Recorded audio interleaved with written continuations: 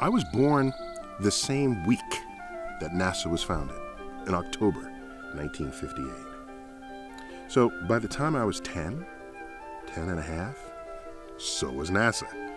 And there we were, walking on the moon. That's an extraordinary fact that within 10 and a half years of being born as an agency, we can go from practically nothing to having visited another world.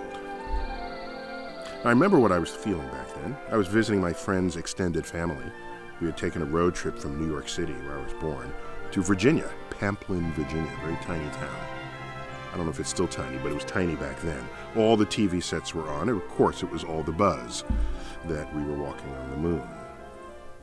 And I remember, by the way, I was already interested in the universe. I've had that interest since I was 9. So I'm already there. I'm already thinking about the cosmos, space travel, and the like. So there we are, and I say to myself, okay, that's fine. Walked on the moon. I now expect this to be a routine occurrence. If not daily, certainly monthly, several times a year. Now I look back on that time, and I regret not celebrating the landing more than I did. Had I known we would go to the moon in 1969 and stop going to the moon in 1972, and that moon voyages would be this slice of time in the history of the world, I would have said, whoa, this is amazing. Let me celebrate this for the rarity that it will become.